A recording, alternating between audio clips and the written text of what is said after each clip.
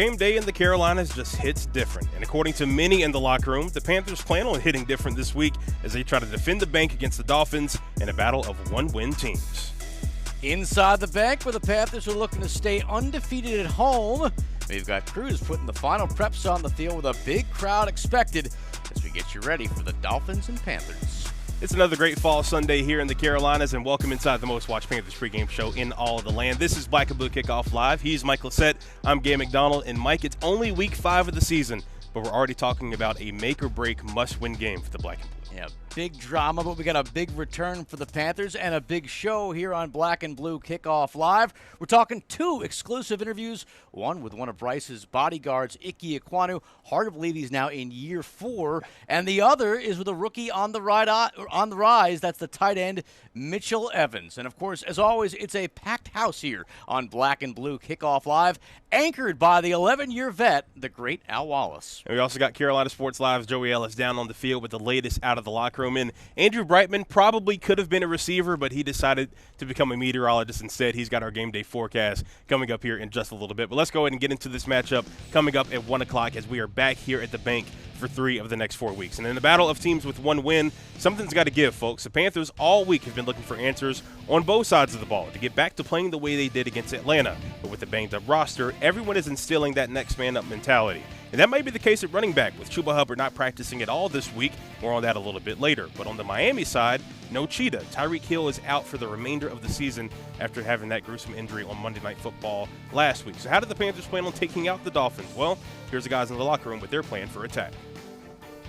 Speed, motions, lots of things to mess with your eyes. You know, they love to get on the edges and mess with your eyes. So just being honed in on my keys and what my assignment is the key to win and to succeed against these guys, but still have that speed. I mean, they have guys that can come in and, you know, big plays. We got an Aggie in the backfield, you know, one of the fastest running backs in the league. I mean, they just got speed.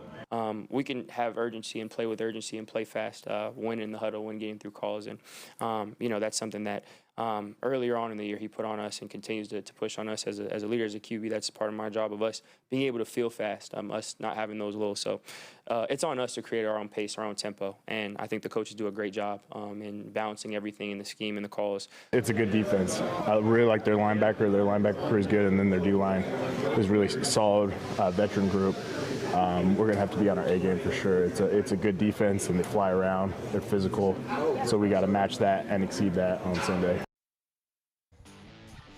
Oh, it's going to be a challenge. Here's the tail of the tape. Both offenses come into this game struggling. However, it's the Panthers who have the slight edge here, and by slight, I really mean it. They're just 3 yards on average better. Carolina is 24th in the league, while Miami is 26th. The same goes for both passing and rushing rankings, as Carolina has the slight edge there.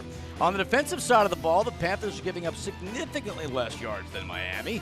Believe it or not, Carolina 19th in the league in that department. Now today, the money down is going to be huge. Miami's defense just cannot get off the field. More than half the time, they fail. 51%, in fact. Now, one note about the defense you did not see here. Carolina only has 2 sacks this year. That is the worst in the NFL. Well, he hits people, he hurts people, and that is just on Black and Blue Kickoff Live. We're not even talking about his NFL career. It's the great Al Wallace. He's in the house. Absolutely. And Big Al, when you see those numbers and how close they are and how some of them even favor the Panthers, does that give you any hope for Carolina with both these teams coming in with just 1 win? Yeah, absolutely, because you look at that 51%, and that tells me that Bryce Young and this offense just have to move the chains. They have to find a way to continue to put first downs together and punch the ball in the end zone. That's a good point there. Well, if you watched any Panthers game this year, you know at the start of the game, Gabe, they sort of run like that Katy Perry song, Hot and Cold. Yeah, it's one of the classics from my time in middle school. And you just ask this guy as well, the Panthers starting with a long scoring drive and being able to punch the ball in is actually on his keys to the game for at least a third of the season. It's something they want to continue as well, because with the page now turned to the month of October, the Black and Blue, they're approaching the upcoming slate with a strong sense of urgency before the schedule becomes a bit more difficult towards the end of the month. A major point of emphasis on both sides of the ball, creating explosive plays, but also limiting them as well, something the Panthers have struggled with in recent years. Now, Dave Canales has said all along, the best teams that he's been a part of over the course of his career have been player-led teams, and it's something that his current group is working to become early in the season.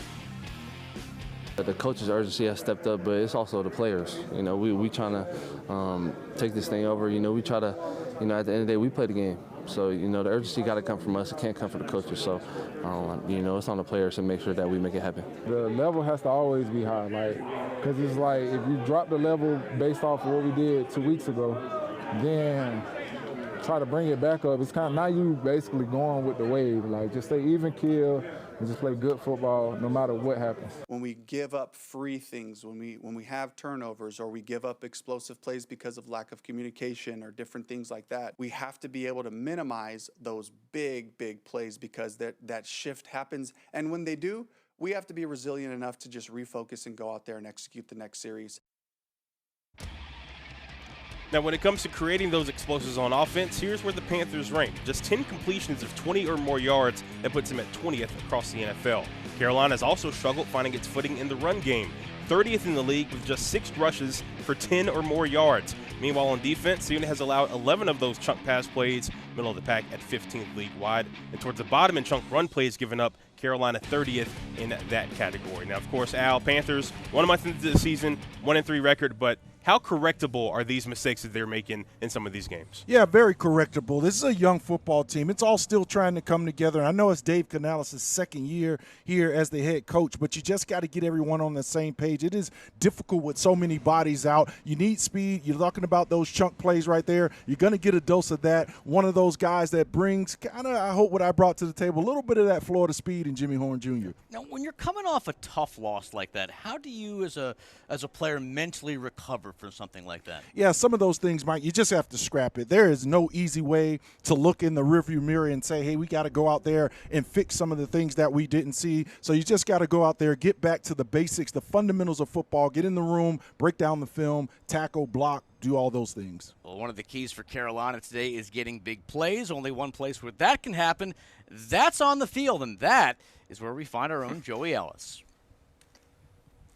Yeah, Mike, good morning, guys. As we talked about, as we know, really special teams can certainly win or lose football games in the National Football League. And Tracy Smith's unit, really through the first 3 weeks, was pretty darn solid. And then that group really took a step back, as we saw in that Week 4 loss at New England with a nearly 200 punt return yards given up. So Smith and company, they certainly know that they need some answers, and they need them quick here against Miami. He's gotten kicker Ryan Fitzgerald some notoriety with his big leg and some dirty kicks to force some short returns. Second least return yards against them in the National Football League. But last week, as I said, really the squad's inability to bring guys down, make some tackles on kicks and punts that really hurt this Panthers team. And while it seems that the muff catches are a thing of the past, that still certainly lingers in the back of some heads, especially with some potential personnel changes on who is fielding kicks and punts.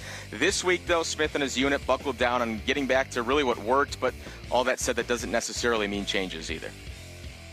I think we practice hard week to week. That's part of it. We're a growing team, so the change would be we're better from a week before, and I would expect to see that same change a week from now. That's kind of the goal. We're going at the same intensity. We're hoping to improve our skills as we gain experience throughout the course of the year and the course of their careers. Changes are necessary because DJ Johnson's no longer was released the other day. He was on the punt team. So we have to adjust to that, and then there'll be kind of the week-to-week variance of who's available and who's not.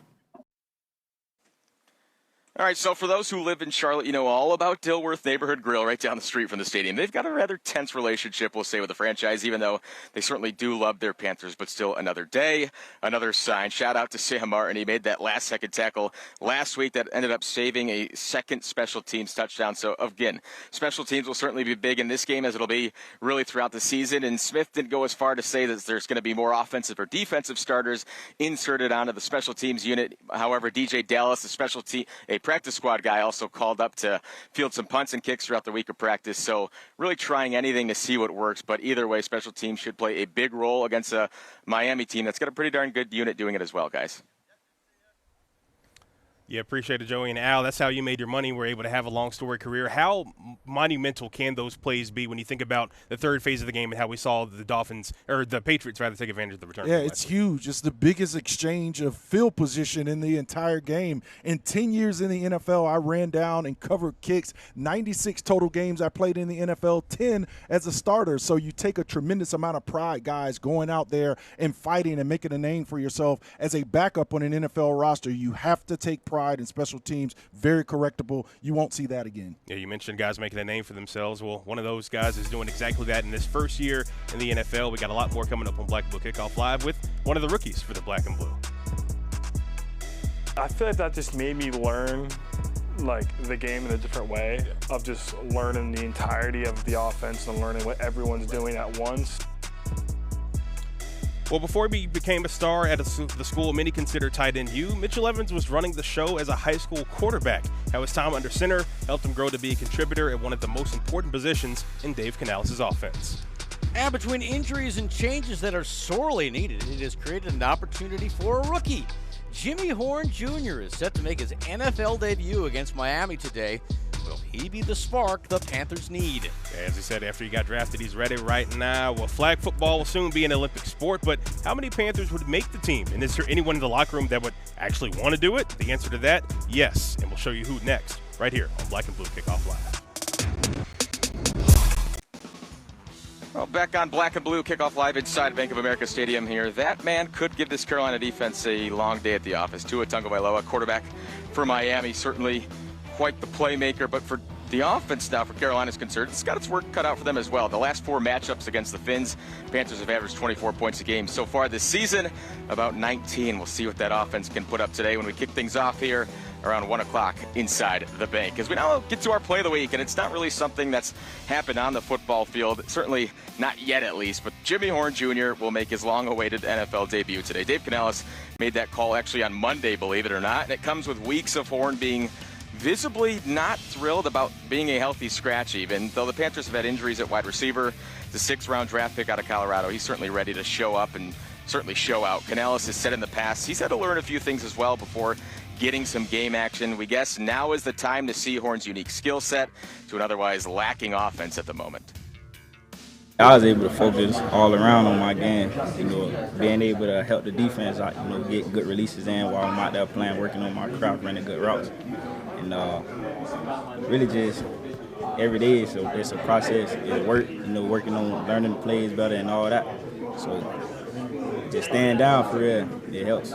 Yeah, we'll get to see Jimmy Horn. He's got a great opportunity. We're excited about it. Want to make sure that he's able to go out there and give us significant reps, and we'll carve out a role because there's certainly things that he can bring to our offense with his speed and ability to carry the ball and make yards. So I'm excited for Jimmy to get this opportunity this week.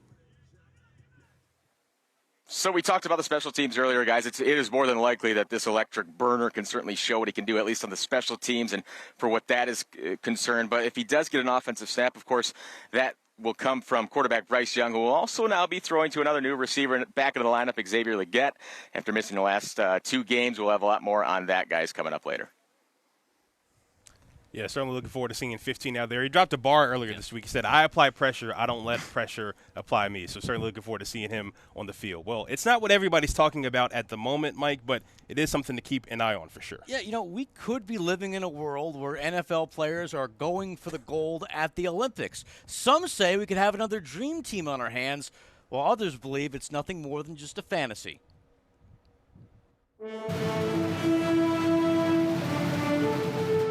Though there's still plenty of time, the summer of 2028 can't get here soon enough for Panthers cornerback Mike Jackson. That would be crazy, to win a gold medal. By that time, I'll be 31. Pretty sure I can still play with that. With flag football set to debut in the LA games, the timing could actually work out quite nicely. If by chance Jackson is out of the NFL by then, he says he'd love to have the opportunity to compete. But if he's still active in the league, well, then he and other players like him might have a problem. You'll have to make a choice. They're not letting you do that, nah. But USA football officials hope the situation isn't nearly as cut and dry. They want active NFL players on international rosters. And based on the vote of confidence from league owners, they're confident it will happen. We're still working through all of those logistics with the NFL, obviously. So, that's an ongoing conversation that we're having on what 2028 looks like. There are pros and cons to both sides of the argument. Obviously, injuries are a big enough reason to keep players home. But on the flip side, international exposure could mean a lot more money for everyone. Obviously, the Panthers, we went to Germany last year. So I think it's really valuable for the NFL that flag football becomes this worldwide sport, because it only gets more kids involved at younger ages. And while it's easy to start fantasizing about football dream teams, it is worth noting, tackle football and flag football are very different sports. I think there's really good athletes that couldn't handle an NFL field, but could handle a flag football field, and they'd have the advantage of playing that sport year-round. There's still plenty of questions and not a lot of answers. I don't know. I feel like it's something the league will probably come up with, probably 27. Until then, there's a lot to think about. So with all due respect to Jackson, maybe it is for the best. There's still a lot of time.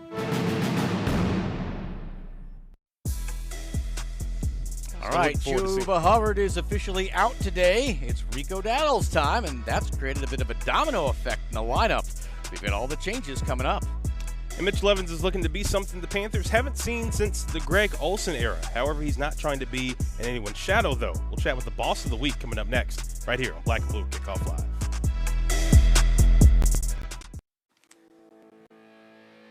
Oh, back on Black and Blue Kickoff Live inside Bank of America Stadium. The last time the Panthers team on this field, of course, we saw the 30-0 shutout win over the Falcons. Now with 3 of the next 4 games coming here at the bank. Panthers hoping for more of the same today when Miami is in town later today for a 1 o'clock kick. But getting back to more of the matchup, as we saw in Miami's win on Monday Night Football, of course, Tyreek Hill, their stud receiver, he went down with a knee injury. His season's lost after surgery earlier in the week.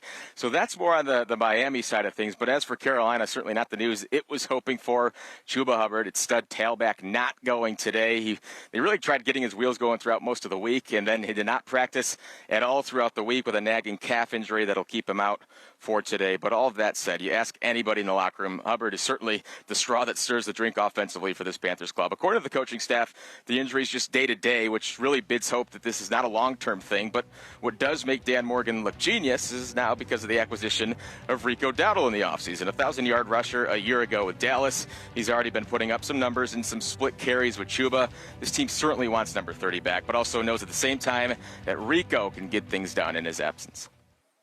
Yeah, we just couldn't get Chuba around quickly enough to feel confident to put him out there. So we thought this would be a good week to get him back to strength, back to health.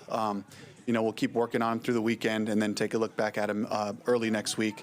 Rico, just expecting him, just like always, go in there, run the runs we call and run with the type of intensity and energy I know that he can. So we're counting on him, counting on Trevor Etienne to get in there and get his share of the action as well.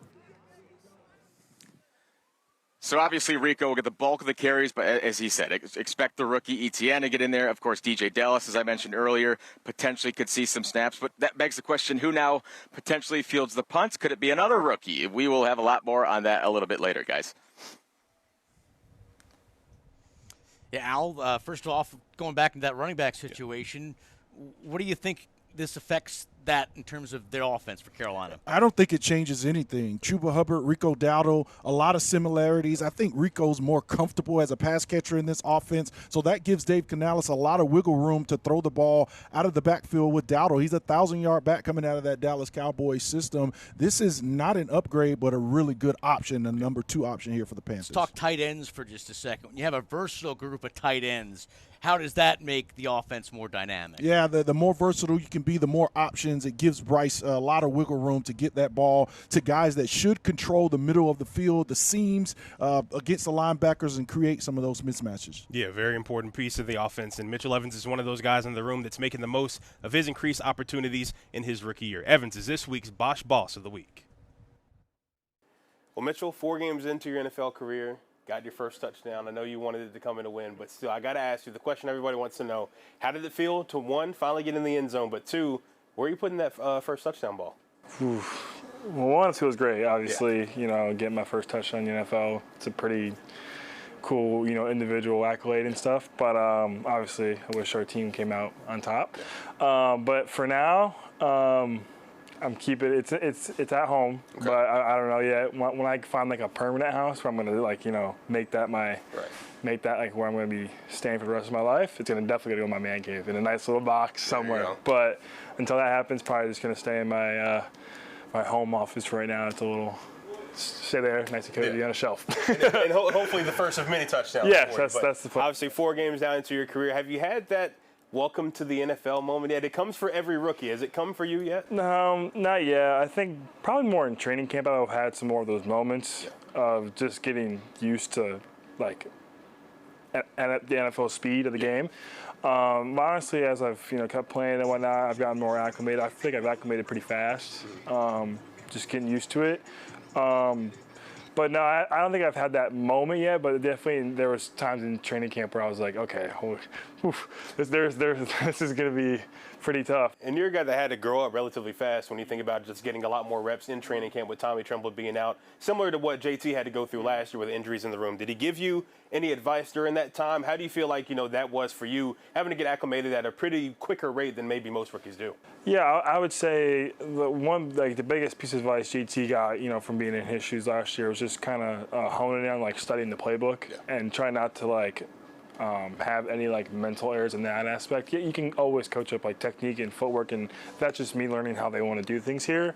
But one thing I can control on my own is just learning the playbook. So I really try to do my best to make sure I don't have any of those mental errors and whatnot. And because our positions has to do a lot in this offense. So. Hey, going back to your high school days, you actually played a little bit of quarterback. What was that like? How do you feel like that experience, having to see the entire field, has helped you, as a tight end specifically? I definitely think, in high school, playing quarterback, I had a lot of freedom. Could do a little bit of everything. I had the power. But, I feel like that just made me learn, the game in a different way of just learning the entirety of the offense and learning what everyone's doing at once. I feel like that's just how I've adapted learning the game now. Just identifying defenses, I feel like that's kind of helped me a little bit now, obviously, with, in high school, things aren't as complex as they are in college. With that. But just this, I guess, just the process of learning the game and also, my pre-snap process. I feel like it really kind of goes back to playing quarterback, just, learning what everyone's kind of doing and kind of going, reacting to that. Coming up this weekend, had 3 of the first 4 games on the road. Now you get 3 of the next 4 right here at the bank in front of these home fans. We all know what you guys did the last time out. The mindset going into this one against a Miami team, both Panthers, Miami, relatively figuring out identities early in the season. What are some of the things you guys can take advantage of to try and get things rolling now? I think just really leaning on each other. I feel like, obviously last week didn't go to the way we wanted it, but coming in the locker room this week and whatnot, guys, we're still all right, why jump ship? Because we know we can do it. We've done it. We've put it on tape. That's the thing. It's not like, you don't have a glimpse of it yet. It's not like we haven't showed that at all. There is physical evidence of us playing to playing high level football. So it's not like, no, we can do it, and we know we can play at high level. So we gotta just trust our process and just keep working more each day. He's a unicorn. That's what we call people actually born and raised in Charlotte. One of those, starting left tackle, Ickey Ekwonu. And there's more to what he wants to see happen in his hometown. We go one-on-one with him in just a bit here on Black and Blue Kickoff Live.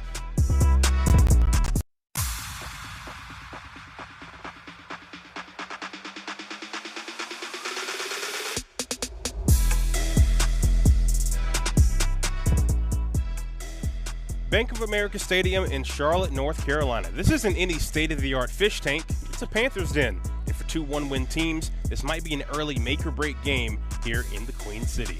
Welcome inside the most-watched Panthers pregame show in all of the Carolinas. This is Black and Blue Kickoff Live, a Week 5 edition. I'm Gabe McDonald. He's Michael Sett and former Panther Al Wallace with us. And Al, it is only Week 5, but is this a make-or-break game for Dave Canales' group? Yeah, it's not make-or-break, not just yet, but it's certainly one that the Panthers need to continue some momentum we had a couple of weeks ago. Well, we got momentum on this show. Today we're going one-on-one with one of Bryce's bodyguards, the 4-year vet, hard to believe 4-year vet, Ickey Ekwonu. Yeah, a guy that's obviously coming into his own here, heading into his 4th year in the NFL with the Carolina Panthers, playing for his hometown squad. But as for the matchup coming up today here at 1 o'clock at the Bank, the numbers really say that this could be one of the closest matchups in NFL history, with both teams at 1-3 early in the season. Maybe that's not saying much, but that's why we play the games. Both teams will have key players out, including Chuba Hubbard and Tyreek Hill, but that just scratches the surface of the issues the Dolphins and Panthers are facing already this season. All week we've heard of this next man up mentality in the locker room, but if the players are telling the truth, it's more than that. It's win just to survive. Speed, motions, lots of things that mess with your eyes. You know, they love to get on the edges and mess with your eyes. So just being honed in on my keys and what my assignment is the key to win and to succeed against these guys, but still have that speed. I mean, they have guys that can come in and, you know, big plays. We got an Aggie in the backfield, you know, one of the fastest running backs in the league. I mean, they just got speed. We can have urgency and play with urgency and play fast, win in the huddle, win getting through calls. And, you know, that's something that earlier on in the year he put on us and continues to push on us as a leader, as a QB. That's part of my job of us being able to feel fast, us not having those lows. So it's on us to create our own pace, our own tempo. And I think the coaches do a great job in balancing everything in the scheme and the calls. It's a good defense. I really like their linebacker. Their linebacker crew is good, and then their D-line is really solid, veteran group. We're going to have to be on our A game for sure. It's a good defense, and they fly around. They're physical, so we got to match that and exceed that on Sunday. Tough test as they're going over the national anthem right now at Bank of America Stadium. In the meantime, here's the tail of the tape. Both offenses come into the game struggling. However, it's the Panthers who have the slight edge here, and by slight, oh, do I mean slight. They're just 3 yards on average better. Carolina is 24th in the league, while Miami is 26th. The same goes for both passing and rushing rankings, as Carolina has the slight edge. On the defensive side of the ball, the Panthers are giving up significantly less yards than Miami. Believe it or not, Carolina 19th in that department. Now, the money down today, it is going to be huge. Miami's defense just cannot get off the field. More than half the time, they fail. 51%, in fact. One note about the defense you did not see on here. Carolina only has 2 sacks this season. That is worst in the NFL. The 11-year vet, a man that has hit a Dolphin or two back in his day, Al Wallace.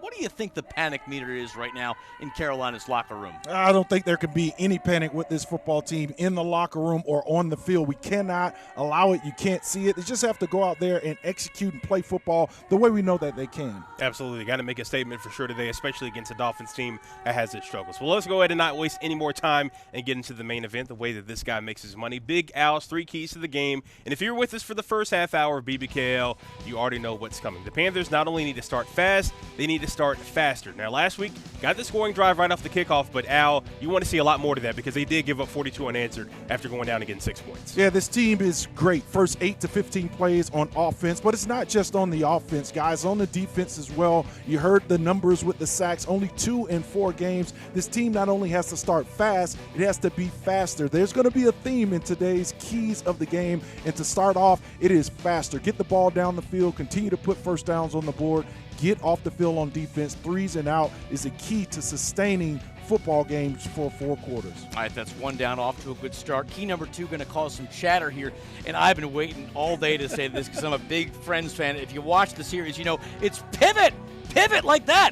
Al, you don't think they've been doing that when things go wrong, right? Right, the theme, faster. So when you start fast, teams are going to make adjustments. It's not just at halftime. You can't wait until the break to go into the locker room to make necessary adjustments. This is big boy football. This is a chess match, and the Carolina Panthers have to make in-game adjustments to battle, to combat what teams are seeing and throwing at them. So if you can do that on both sides of the ball, this team is going to have a great opportunity to win this football game here at Bank of America Stadium. Now, the third and final key, it might end his career if done right, if the Panthers can create a pass rush, but that's hit Tua. Dead last in the NFL so far, only 2 sacks this season. They got to create some kind of, havoc for him on that side of the ball. You got to get to Tua. Tua is a guy that wants to throw the ball on rhythm. It's the way the offense is set up. He's going to hit that back foot. The ball's going to come out of his hands. So great coverage on the back end turns to longer pass rush opportunities, more chances for this front 7 to get after the quarterback. If this offense is disrupted and Tua has to go to second and third reads, it's going to be a good day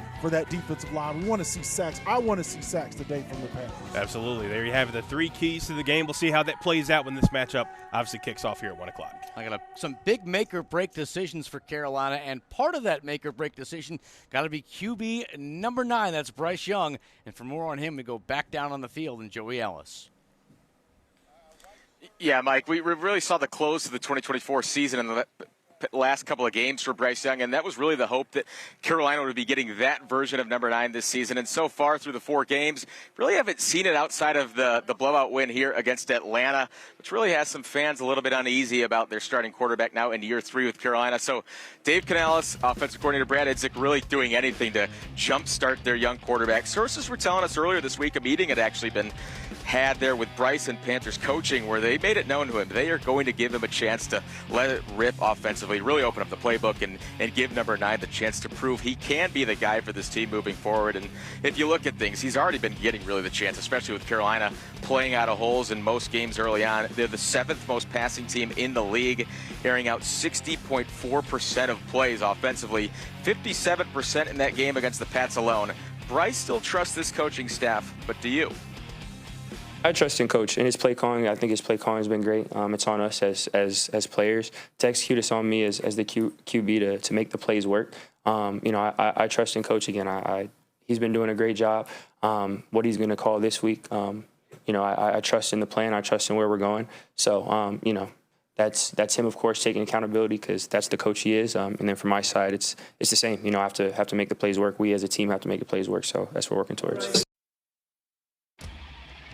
All right, so how can you predict the future? Well, our friends at PFF, they certainly think that they can. They're projecting 207 passing yards, a touchdown pass, and 1 interception as well on 33 pass attempts. How they get to that number, we don't necessarily know, but grade-wise, they've got Bryce ranked 34th out of 51 quarterbacks overall, 34th best passing, but really maybe the difference there, the 13th when it comes to rushing. And so when it comes to those big throws that the Panthers are really instilling in Bryce to make, when it comes to throws over 20 yards or more, Bryce just has 4 of them on the season. Certainly has had chances, as we talked about, whether it's an overthrow or a miscommunication on the route. But, guys, they absolutely know for this team to go where they want it to go, it starts with number 9, in the passing game. Yeah, absolutely, Joey. Everything starts with him under center, but also you got to go up to the guys up front in Ickey Ekwonu, who we have a lot more coming up with next here on Black and Blue Kickoff Live. When we get in that meeting room, when we have those online dinners and stuff, he's definitely known to have a couple funny jokes to him. In a room full of big guys with big personalities, who could Ickey be talking about? It's an answer that might have you surprised. We go one-on-one with Charlotte native and starting left tackle coming up. And after 2 weeks of rehabbing a hamstring injury and getting mentally right, Xavier Legette says he's back in the lineup. But will Canales suit him up? You're about to find out. And as we look across BOA, the old saying goes like this: defense wins championships. And obviously the Carolina defense will look to stop those guys on the Miami offense. But there's a certain part of the unit that's keeping them from even getting a win. Big Al breaks it down when Black and Blue Kickoff Live continues.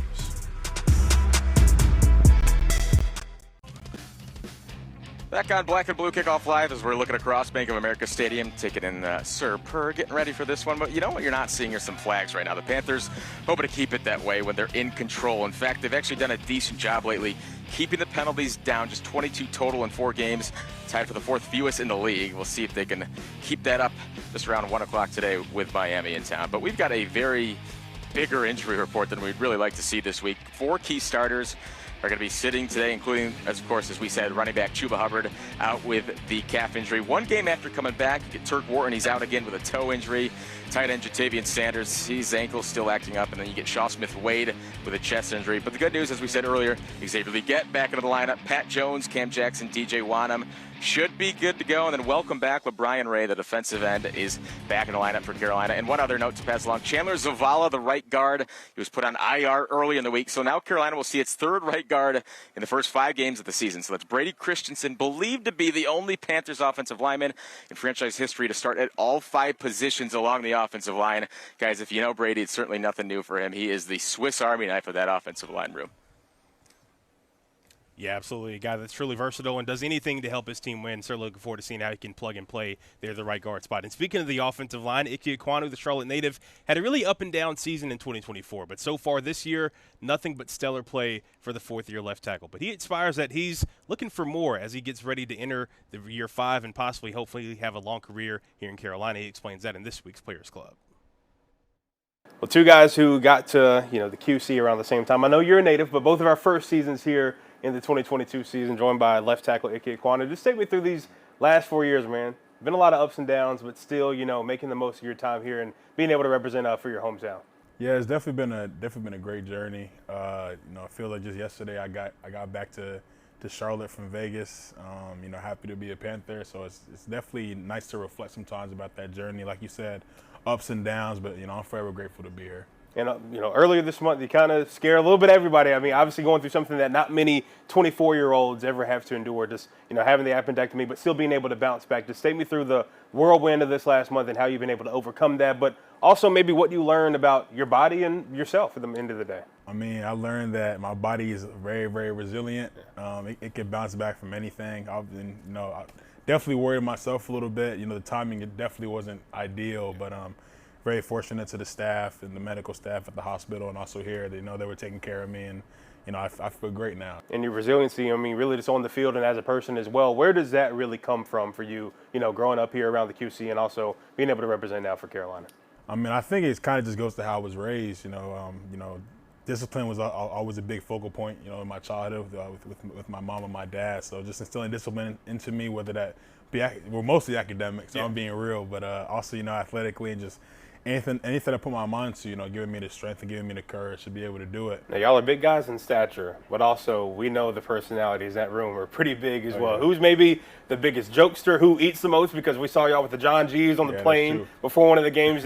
Just tell me, what are some superlatives about the guys? Maybe, who's able to kind of, throw some food down the most, and who's probably the biggest jokester in there? Because I know guys like Rob Hunt, he's definitely good to fire off 1 or 2 every now and then. Yeah, I feel like we got a lot of great jokesters. I feel like a sneaky jokester that maybe the fans might not know is Taylor, T-Mo. Sneaky. He's a quiet guy. I mean, I got to know him pretty well. That's what you think. When we get in that meeting room, when we have those online dinners and stuff, he's definitely known to have a couple funny jokes to him. The guy who eats the most, I probably have to maybe give that to D-Lou. See, I was thinking that. I was kind of reading your mind a bit. I was like, I know D-Lou, who's a Louisiana guy, went to LSU, so I know he's definitely prone to the food and everything for sure. Mississippi, born in Mississippi, so and then LSU and everything, but he's definitely a foodie for sure. But I feel like he can definitely put down some food. When you look at the guys, too, just having a guy like Brady that can play all 5 spots, having a guy that's that versatile, how much does that, improve the unit, having a guy that can really plug and play pretty much anywhere? I mean, I think y'all described it best. Brady's like a Swiss Army knife. He can plug and play anywhere. I believe, if I'm not mistaken, he has a start. Well, I guess after this coming week, he'll have a start at every all 5 position, spots, which is something that I don't know a lot of guys that can say that. So definitely impressive. Definitely gives the coaches peace of mind knowing that, God forbid anybody goes down, we have a guy that's ready to go any position. When you look at your game in particular, obviously, you're a guy that is hoping to be here for the long term, coming up on that 5th-year option and, wanting to get something long term. What do you think, when you look at the particulars of your game that you've been working on the most to improve to make sure that you're able to have a long career here in Carolina? I mean, just consistency more than anything. I feel like even coming out of college, like the run game and stuff like that has definitely been one of my biggest strengths. So for me, it's really just building up that pass game more each and every day, working with the coaches, working with guys on the defensive side of the ball, kind of learning like spacing and positioning and where to put my hands, all that sort of stuff. It's definitely been a process, but it's definitely been one that I've enjoyed. When you're looking at this weekend, and really the month as a whole, obviously September, a tough stretch, 3 of the first 4 on the road. Now you got 3 of the next 4 here at home. Now that you guys have a dominant performance on tape like you guys were able to do against Atlanta, how much confidence does that give you guys as a whole moving forward, knowing that, hey, we've been there, we've done that, now it's just getting back to that in order to get things rolling? I mean, it definitely gives us, evidence, I guess, that, when we play our best football, the type of team we can be. It's definitely nice having the evidence right there in the film room because the film doesn't lie. That's the type of team we can be when we go out there and execute, at all 3 phases. So definitely, inspiring and, definitely something to work towards each and every week. Thanks again to Ickey for the time earlier this week. Well, strap that seatbelt up because you're in for a fight when it comes to J.C. Horn. But who is he calling on to help his defense put the fish down? Hear from number 8 coming up next. And as we look across the bank, you might hear a familiar voice on your TV today. Hum diddly dee! From From the hive to the den, we'll tell you all about it when VBKL continues.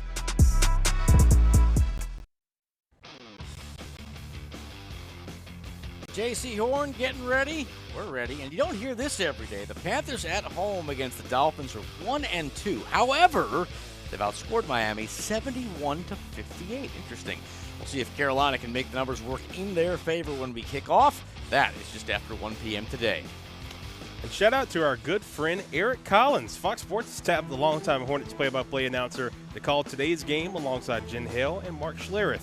Over-under on hearing Ho-Hum Diddly D is set at 2.5. We'll see how many we get this afternoon. But huge congrats to Eric. We'll hear him on the broadcast when we kick off just after 1 p.m.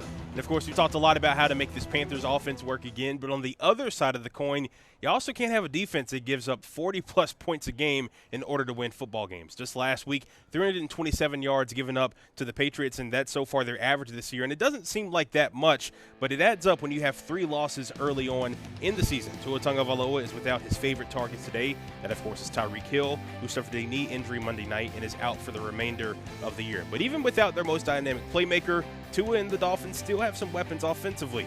Carolina's D knows they have to be prepared for whatever is thrown at them this afternoon, especially after last week's performance up in Foxborough. Limiting big plays is the key focus for the black and blue this afternoon in the matchup. And guys like J.C. Horn have been extra vocal about it in practice, and they don't plan on stopping this weekend. Offense is, built on speed. That's been their thing since, Coach McDaniel got over there. So they definitely still got capable players, and we're going to have to be on our A game. As a team, complementary football, that's the biggest thing. You know what I'm saying? We gotta be able to help each other out. And yeah, having the right mindset, off of if offense turned the ball over, like versus New England, they had a big return that set them up inside the 15 or 10 or whatever. We gotta have the mindset that we're gonna put out the fire. But it get hard when the score, they up a lot, and guys halfway don't feel like being out there no more. But yeah, I can do a better job of just being a leader on the sideline, trying to keep guys' spirits in it, even though it's hard, and just finishing the game the right way.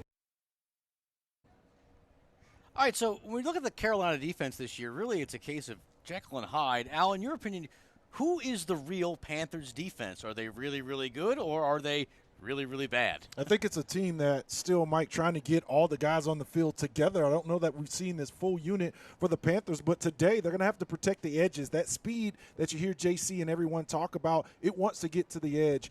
Devin Achane is fast. Those wide receivers is operational speed too. That ball wants to come out of Tua's hands quickly. Real quick, is Jero ever on the hot seat right now after what we've seen these past 4 weeks? You look at those numbers, it's hard just understanding how coaching works. You don't produce, your unit is not at the top, or even in the middle of the NFL, your job is always on the line. Wow, interesting. All right, well, we got one last timeout to take. When we return, we're going to talk about something that, it has not happened very often. How about this? The Panthers are the favorites today. But by how much and what stigma comes with that? We'll talk about it next. Good morning, everyone. Happy Sunday, and we've been treated to some amazing weather over the past few days here across the Carolinas. But what about the Panthers forecast today? Right now, in Uptown here for the Panthers game this afternoon, we're going to be seeing a few more clouds here across the Carolinas, but the most important thing is we are going to be staying dry for the duration of the Panthers game against the Dolphins as we go throughout this afternoon. Partly cloudy skies and, for the most part, comfortable temperatures as well. More on your temperatures here in a moment. As you're driving on home, still going to be in good shape here. So if you're heading over to do a little tailgating here over the next couple of hours, partly cloudy skies, comfortable conditions, great football weather, and of course, as we go throughout the game, we'll stay dry, but temperatures getting up around the 80-degree mark. That's going to do it all for your forecast. And squish the fish and go Panthers. Appreciate it, Andrew. We'll see if you get some reps at receiver here in the near future. When's the last time you saw the Panthers favored in the sports books? Earlier this week, they were 1.5 favorites over the Fish. Well, that has since flipped just a moment ago. They're now 1.5 underdogs here at home, but maybe that's a good thing. Listen to this. Carolina hasn't won a game they were favored in since September of 2021. They've lost 10 straight, folks. The over-under set at 44.5, even money for a straight-up Panthers money line dub this afternoon. That is crazy. Sportsbooks can't make up their mind, but we can. Stone Cold Picks of the Week time, and we're going to start off down in the field with our own Joey Ellis. Yeah, Mike, I took Carolina when Atlanta came here, and they proved me wrong. Sorry, I bet against them. They proved me wrong. I'm going to bet against them again. I think Miami's a little bit more talented at the positions that you need to be in this game. That offense a little too tough for this Panthers defense. Give me the Fins on the road, guys. We'll see if they get it done. Well, Mike and I are going Homer style. We are both picking Carolina to get it done and get back in the win column. But, Big Al, who do you got? Yeah, it's alumni weekend here. Yeah. So all my former teammates, a bunch of the legends are downstairs. And I don't know that I'm going to be welcome. After I take the Dolphins today, that team speed may be overwhelming for Carolina, and the injuries worry me. Yeah, we're split at 2-2. We'll see how things go coming up at 1 o'clock. For Joey Ellis, Al Wallace, and Mike Lissette, I'm Gabe McDonald. Appreciate you for tuning in. And as always, go Panthers.